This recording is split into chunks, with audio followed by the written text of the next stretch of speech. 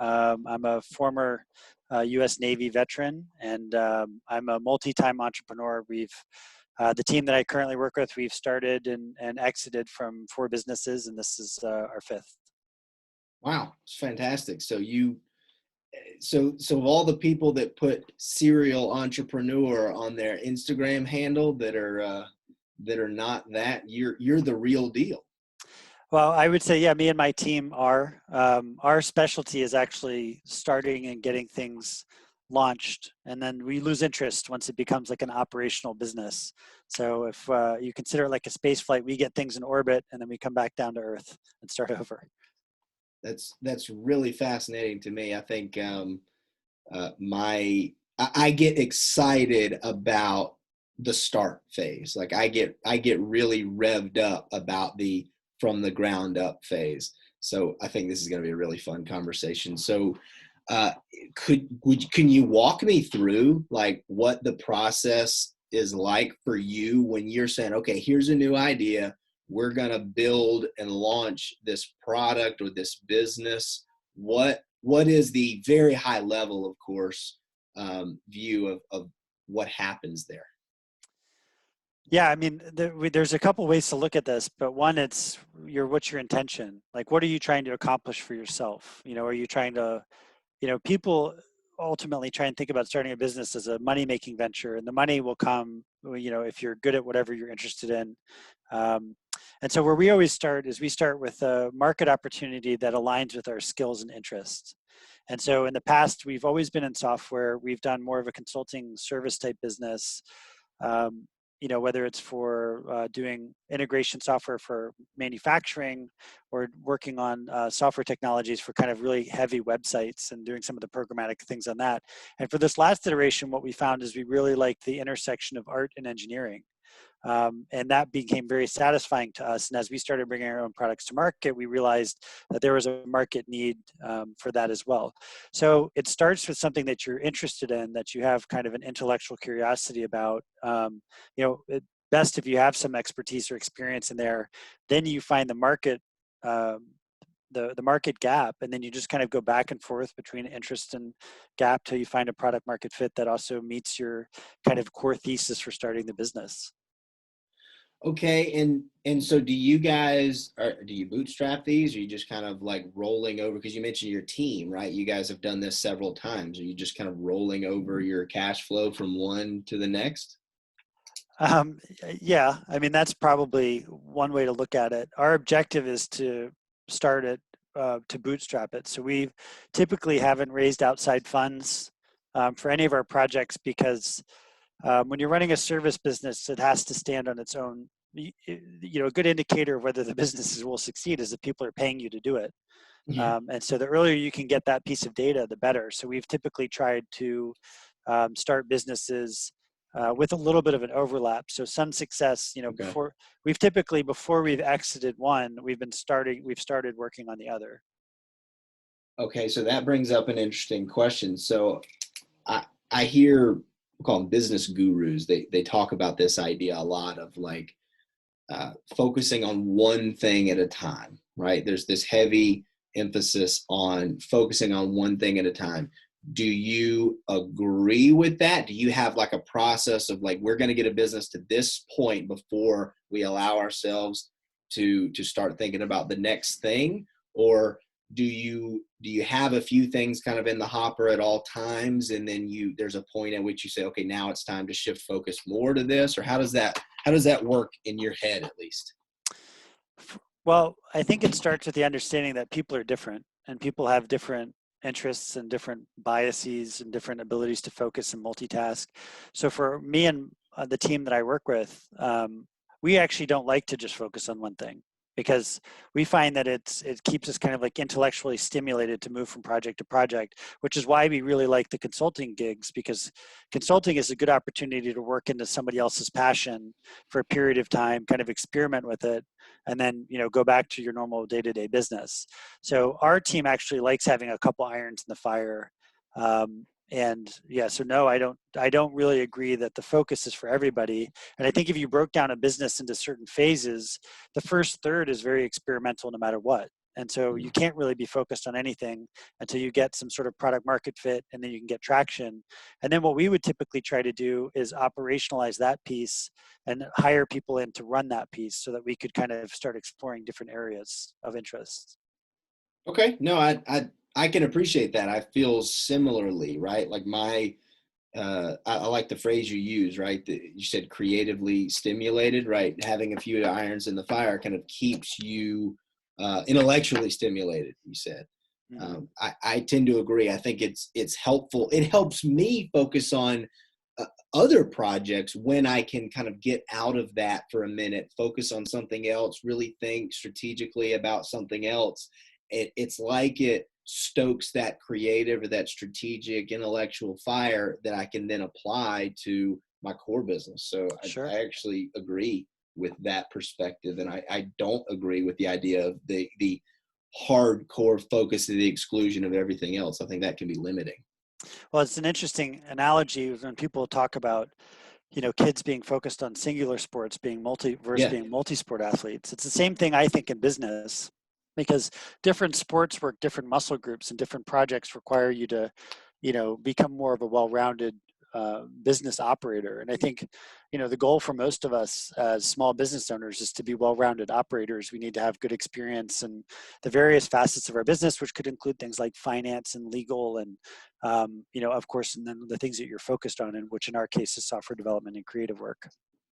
Okay, I love that analogy between like single sport athletes and multi-sport athletes. And yeah, I mean, looking back, the guys that I played with, they were equally talented in football and baseball, and they played golf on the summers and stuff. And it was like they didn't take away from each other; they actually added to each sport. And the same thing, yeah, I can see how the same thinking applies to business. So that's really good. Well, another thought that I had about this is I can just tell in the short conversation that you're very analytical. You seem to have a pretty methodical approach to how you do things. Uh, has your naval experience contributed, or how, I guess a better question is, how has your naval experience contributed to your entrepreneurial career? I mean, solving big problems in small teams, that's essentially what being an entrepreneur is all about. It's kind of paving new ground, doing it with a group of people, working together against a common goal. I think in the Navy, I was on a submarine, which is a very small team, and then there are small teams within the small team of a submarine, and there's a lot of work that needs to be done, and that work has to be divided amongst a small group of people with a limited number of resources. And so I think as being an entrepreneur, you have to optimize opportunities with limited resources, and you kind of go with what you have. And so I think for most people who have had a military background, where the mission had to be accomplished with whatever was available. And I think that very much translates into an entrepreneur's thinking, because most entrepreneurs, particularly after they have their first or second rep, it's not whether you can or can't do it, it's how you do it. And then so everything that you go into, all your thinking and all your energy goes into, um, how does this get accomplished, knowing that there's an infinite amount of pivots and adjustments that can be made to accomplish any goal, versus people who are just coming into entrepreneur things like, well, I'm not sure if I can do it, you know Mhm. and that I think is a big limiter. And the military, I think, gives a lot of people confidence to do things that they didn't know that they were capable of, particularly because the military is great at giving a huge amount of responsibility to people at a very young age. Okay, so that brings up another couple of questions, right? So you're repeating the same refrain of like my team, my team, my team, right? And I give you a lot of credit for doing that. So what does this team look like? Do you guys have your own specialties, or and you're just kind of this like business dominating like a unit, or is it just a few guys and gals who have a passion for this and tackle projects together? What is it? What's the makeup of that team? Well, one of our mantras for Caramus, which stands for Care I Must, and it means that we have to be kind of emotionally connected to everything that we're working on. And then when we were sitting around thinking about how we were going to evolve our business, I don't remember which one of us it was, but somebody said, I just want to do interesting things with people I like. I'm like, okay, well, there's as good a reason as any to run a business is just to do interesting things with people you like and not probe for deeper meaning. And so we do have a diversity of skills where mine is probably more in the kind of the process and business development. We've got some folks that are more in operations and HR and people management, and some folks in creative and tech, and a pretty well-rounded group. There's about five of us. There are five of us that founded Karamis and Good Bookie and a few other things that we're working on. But yeah, we're just trying to do interesting things with people we like, and we've originally when we said that, it's like it sounds cheesy and it sounds like arrogant, like what right do we have to do that, to say that this is what we're going to be focused on? But if that's really what we want to do, is we want to explore a variety of projects that are intellectually stimulating, that have an impact and purpose to us, and we want to do it together, why not just state what the mission is? Okay, I love that. So is Karamus then like a holding company, or I mean, do you have it structured that way? And then Karamus owns these other businesses that you've built? Yeah, I mean, I'd like, when we write the book about this company, it's going to be all very methodical, and we had it all planned out, and it was very purposeful. And in reality, it's not But any that of might it. be a fiction book. Is that That what you're might be saying? fiction. That'll definitely be revisionist history. Yeah. But in reality, we're just kind of flowing with the opportunities. So, we started Karamis with Good Bookie. Good Bookie was the first product, and the idea was we're going to revolutionize kind of sports betting and engagement and tie it to social impact. And then what we found in doing that is that we were trying to use the subcontractors to do this, so we wouldn't have to have a big team. But what we found is we weren't getting the level of work and quality that we needed with subcontractors, and we could never find somebody that had both the technical and creative. And so we started piecing these things together, and people wanted us to help them with their services, and so that we kind of built our service business organically. Um, but it is a holding company in a sense, because there's another company, Everest Agency, which is one of our partners. We merged early on. Good Bookie is under the Karamis umbrella, and we have a few other investments that we've made out of that business. But Karamis, essentially, the mission for Karamis is to be excellent at bringing things to market, like building things for the first time, or rebuilding things, or relaunching products, which is why we have the combination of the creative and the software development in the same office. And we use all US-based employees, and which I think is unique for a company Yeah, of our size, especially in software development. definitely. Yeah. I just talked to the head of Made in America, the organization, the other day, and we were talking about that. We're talking about how a lot of a lot of eyeballs go towards the blue jean manufacturer, right? That's all made in the USA, right? Or the automotive manufacturer that's made in the USA. But like when you get into these soft skills, it's even, I don't want to say more difficult, but it's probably more rare that the entire group is sourced in the United States. So that's really interesting. Okay, another question about this team, and this might be too close to home. So tell me if I'm prying too much. But I've had a lot of conversations with entrepreneurs, and they say, I own the whole thing, and I'll never have a partner again, right? Or I'm an entrepreneur because I don't want anybody to control me. This and that. You guys have five. There's five of you. You said. There are five of us, yeah. There's five of you, and you've done this together multiple times, and you all still like each other, and there's no issues with, you go into everything equal split. I mean, that, again, if I'm asking too much, just tell me to back off, but I'm really intrigued by this. Sure. The intent is for it to be an equitable division, and it's not equal because people take different risk profiles. So some of our partners didn't come into the company until they knew they could get a full paycheck. So they didn't put cash up front. Others put cash up front. There's just different mechanisms for establishing market position and valuation, et cetera. That our intention for Karamis is to be an employee-owned company, and to have all of our employees have a stake in the company. And in fact, that's one of the things we were working on before, the apocalypse started, is getting options and equity to our employees. But are we friends? We are friends. But how interested we are in being friendly with each other ebbs and flows. But the most important thing is we trust each other. We definitely fight, and we have hard conversations, and we get annoyed with each other, but we trust each other. And that's that means that we can be more freely ourselves. And I think in any business relationship, the more you can be yourself, the faster you can move. And because we have such a long history with us, the little mistakes that we make based on our lack of experience or whatever, everybody on my team has a great work ethic. Everybody cares about people, outcomes, and everybody's trustworthy, and reliable. And so those are hallmarks of great teams. The people who you say will never have a partner again. I mean, if you ask a VC, what do VCs invest in? Good teams, right? That's what they Hmm. always say. So Hmm. I'd tell those people to rethink their position, and maybe, you know, I don't know if there's a dating app for entrepreneurs where they can do like a match.com, but maybe you need to make one. Oh, oh, I am not going to publish this because I'm going to steal that idea and run with it, right? I don't want there Sure. to be any record that you gave me the idea. No. And by the way, if there's an award that was given out for the best way to say that sometimes we fight, it is uh, our interest in being friendly with one another ebbs and flows. I'm using that. I'm stealing that too. That's fantastic. Sure. But no, that's really great. And so you mentioned something I have to talk about, right? And it's the apocalypse that has come upon us, right?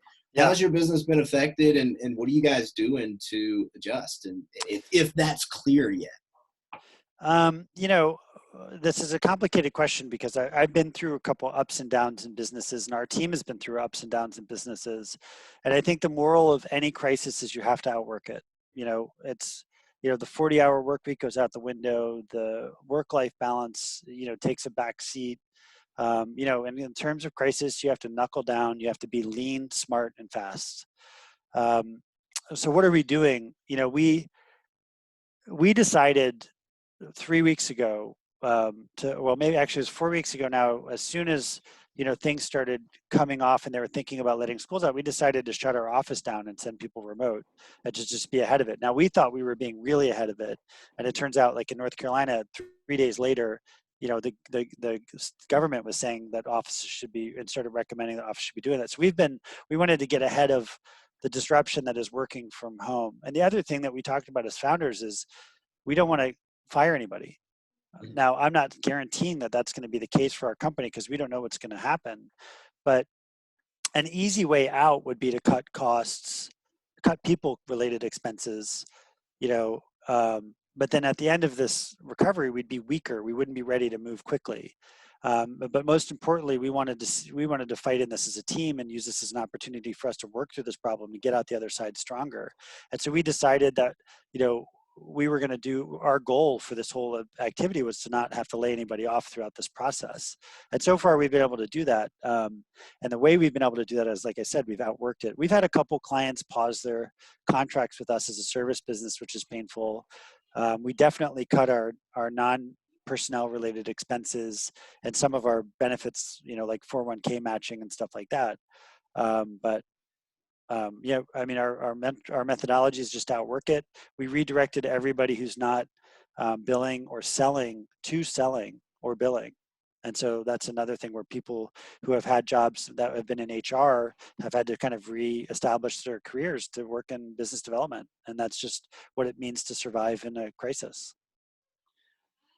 Okay, and that I'm not certain, but I mean that feels like a very militaristic approach. I mean, is that had to have come out of, because the idea of outworking the problem and just realigning, I think, is really, and I say militaristic in a very positive sense, right? It just like, look, this is what has been dictated to us by the situation, so we adapt and we survive, because there is no, what is the alternative, right? We're going to sit around and wait for a government check. That's I mean, I right. don't think that that's going to be the thing that saves us all.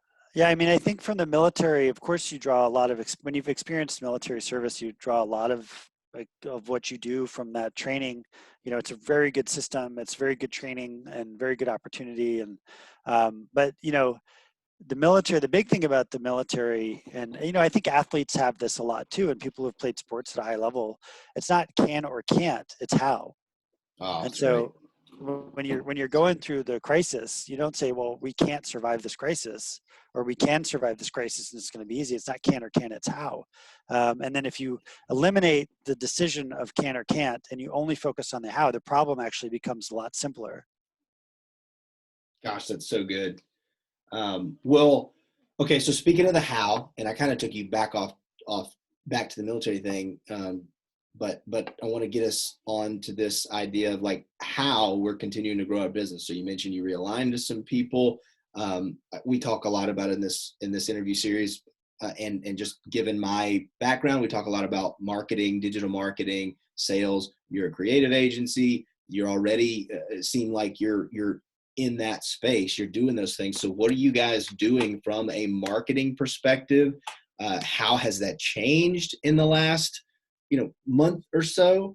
And what do you see as being the tactics or the principles that work today and are going to be working into the future? Yeah, I mean, that's a big question. So let me start by realigning everybody into doing a more sales things means, if you think about this is a bye week for everybody. There's no game to be played. There's not a lot of new sales that you can do. So this is an opportunity for people to sharpen their skills, hone their message, and get ready to be strong on the recovery. And so for us, what we've done is we're repackaging all of our service offerings. We're kind of segmenting our audiences to see who makes sense to what. We've doubled down on government contract positioning, because we're a veteran-owned business. So, they're making sure that we have the right messaging to send out to the government agencies who are facilitating a lot of this recovery. And so what we're doing is we're using this as an opportunity to get our house in order, because whereas 2 months ago we were at 90, 100% utilization for our delivery resources, now we're at like 65, 70. And so there's still a 30% of capacity, and we've just taken that capacity and said, okay, let's redo our website, let's redo all our content, let's get perfect, let's get automated, let's get fast. And so when the recovery happens, we're actually investing more this month in SEO than we ever have. And the reason is because, just bits and bytes, keywords are cheaper right now because that's what people are cutting. Ads So are cheaper. Yeah. ads are cheaper, everything is cheaper. So, you buy when the market's down, right? That's kind of a good lesson for investing. It's a good lesson for anything that you have to do in business. Yeah, that's good. I've been talking to a lot of my clients about the same thing. It's just, look, you're probably not going to close a lot of deals during this, but it's not a good idea to just sit and wait and do nothing, right? Like, you can keep the pipeline full. I've been talking a lot about how ads are on sale right now. It's time to buy. It's not time to hold. So yeah, a lot of things you're talking about, we're implementing as well. So I completely agree. I really like the idea. I hadn't thought so much about this as calling it a bye week, right? And a bye week doesn't mean that you get the week off. A bye week means that you take a little bit longer term approach. You rest, you recover, you repair things, you update things, you upgrade things, you take another look at the playbook, and then you can be ready to play. I'm liking the sports and the military analogies. These things all make a lot of sense. Yeah. So yeah, I like that way of looking at things, because I think a lot of people they're saying, well, let's just sit and wait and see what happens, right? And to me, that's a missed opportunity, right? Because while you're waiting and doing nothing and just seeing what happens, other people like you are being proactive and getting things done. So. Right. If you wait, what's going to happen is you're going to get your doors blown off by your competitors. It's Yeah, like you have to work hard. You have to outwork 80% of your competition. that's really good. And that's another message that I think has gotten lost and it's gotten confused. I think we live in this, and I'm sure you've seen these guys, and I like the Gary Vaynerchuks of the world, right? The hustle all the time folks. And I think that has unfortunately skewed the message or distorted the message of hard work versus like laziness. Like, it's not really it's not that binary, right? Where you're Yeah. hustling and you're killing yourself and you're ignoring your family responsibilities, and you're eschewing all other personal responsibilities in life. But like, you can responsibly bust your tail and outwork your competition and still have a balanced life, in Yeah. some ways. I don't really subscribe to that, um, hustle and grind and 90-hour work week. And it might be because I'm a little older, and it's just not as important to me as Right. my kids and you know hobbies and all sorts of other things. It's just, I Right. don't know, maybe that's a condition of my life. But I think in this time, of course, you have to grind, because this is a particular time that requires a particular high level of effort. What I think a lot of those guys miss in their messaging for impressionable young entrepreneurs is the idea that it's not about how long you work; it's about how effective you are. Yeah. You can go out and dig a ditch with a shovel, but if you can get a backhoe in there and pull it out, who cares if you worked 8 hours? The ditch is dug, 8 or Yeah. 1 hour. And so the more efficient you are with your time is actually the message. And I think, you probably understand that as a marketer. I understand that as a marketer. The more that you can have these machines and your digital properties working for you while you sleep, the objective is to automate. And we have another saying in our company is to optimize to do nothing.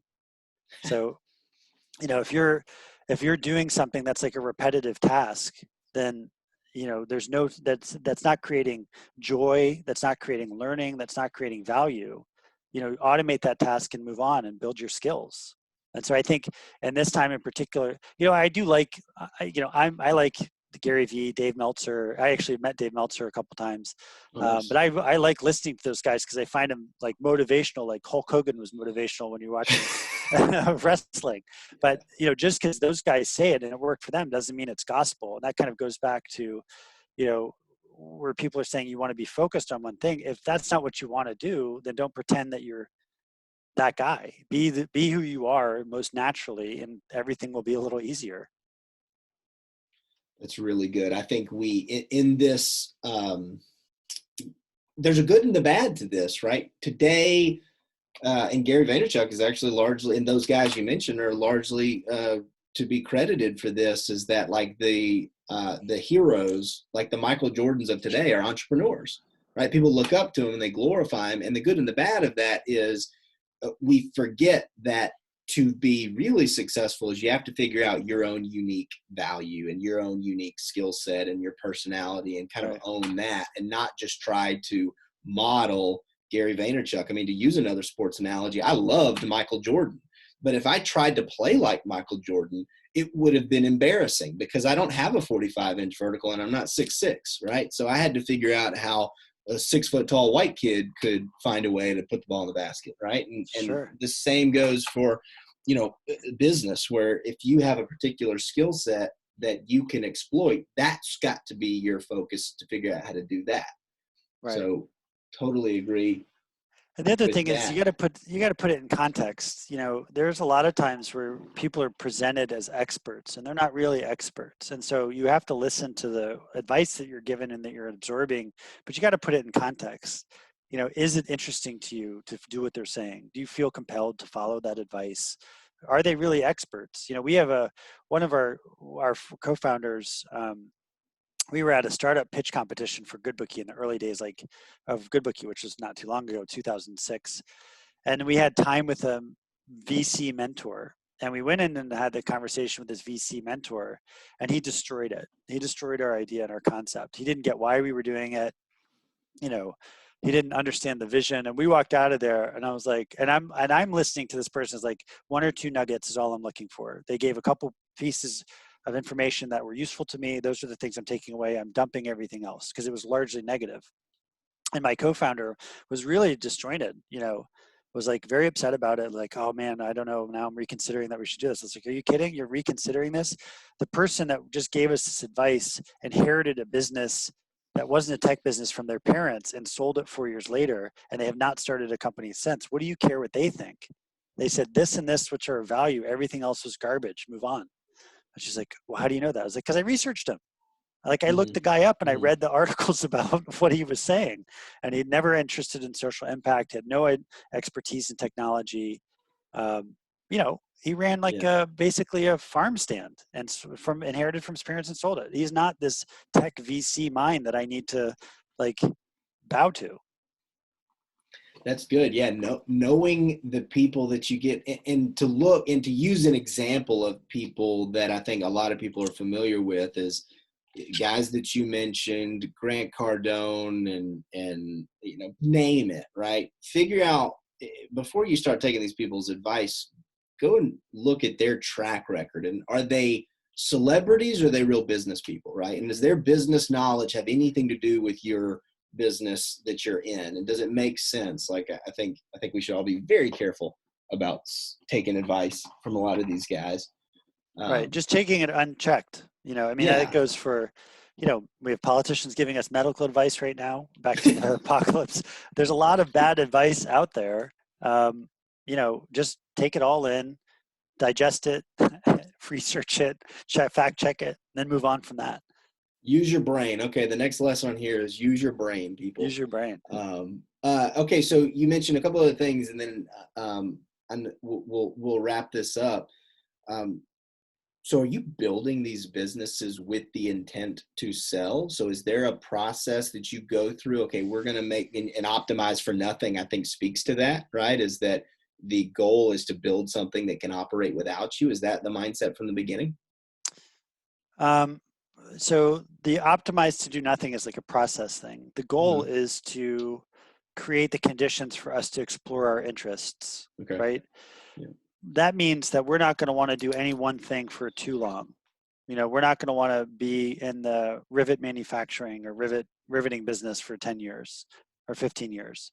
And the natural evolution of a quality business is to exit it, because there are really good investment bankers. There are really good larger corporations that would like what we've built, but can't necessarily, that aren't flexible and nimble enough, or have the stomach to make as many mistakes as we had to make to get here.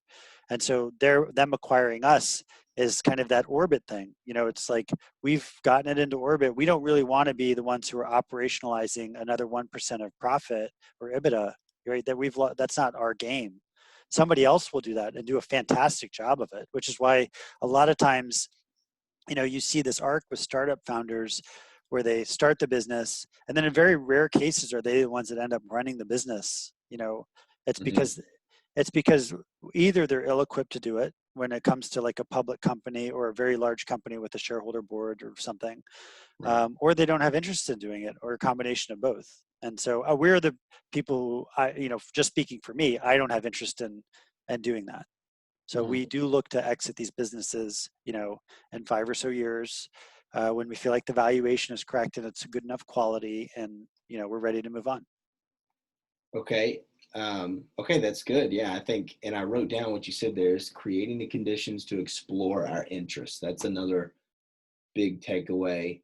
And if that means exiting, I imagine you probably keep open in your mind, hey, look, if we do find something that I really love, you don't have to leave. You can keep in it as long as you want. Yeah. We have this list of things that's like when we have beers or something and we're just BSing. That's like really crazy off the wall ideas. And there, a couple of them are hipster electric motorcycles. Like if you, we're like, I'm a motorcycle guy. So if you think of like Uh-huh. the Royal Enfield Bullet, like an old motorcycle that's just got really classic cafe cruiser styling, making those things electric, that's one of them.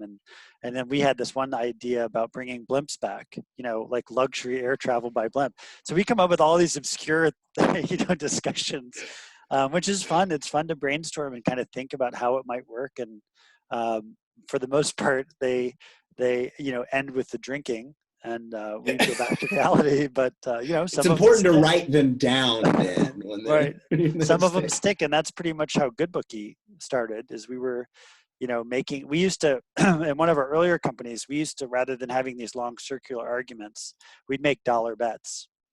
And so if you and I disagreed about something, rather than us debating it for 30 minutes, it's like, I'll bet you a dollar.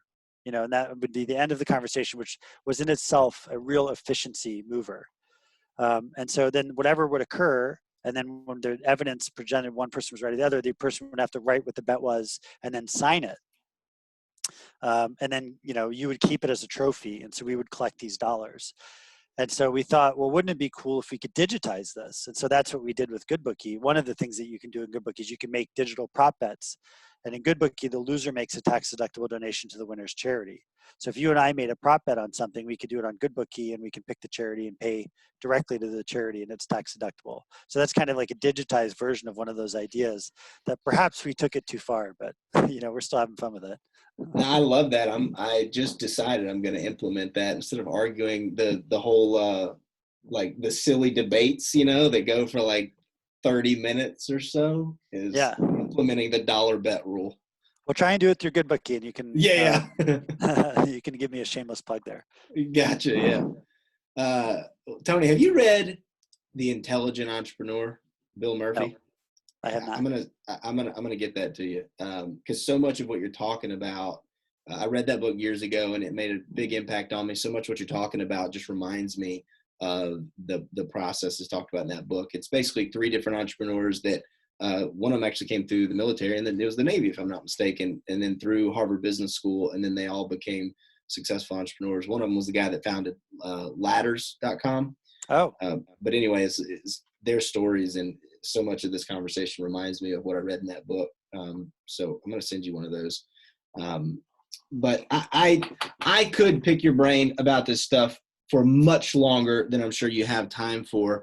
But Tony, this has been fantastic. What's a way that people can learn more about you guys and what you're doing, and maybe get in touch with you if they've got an opportunity for you? well, you can go to www.karamis.com, which is our main website. If you want to hear more about Good Bookie, that's goodbookieey.com. I'm on LinkedIn. I'm pretty open. So if somebody wanted to ask me some questions about something like you did, I'm happy to jump in and share it if it's useful. I'm a good manager of my own time, so don't hesitate to ask. That's awesome. Well, I'll make sure, guys, if you're watching this, I'll make sure the links are in the comments or in the description if you're watching this on YouTube, or in the show notes if you're listening on the podcast. Guys, this has been Tony Pease with Karamis. I appreciate him, Tony. I appreciate you for being here very much. If anybody has any questions, reach out to me. I'll put you in touch with Tony if those links didn't get you there. Thank you all so much for being with us today. We're looking forward to the next one. Thanks a lot, Tony. Thanks, Reade. Nice to meet you.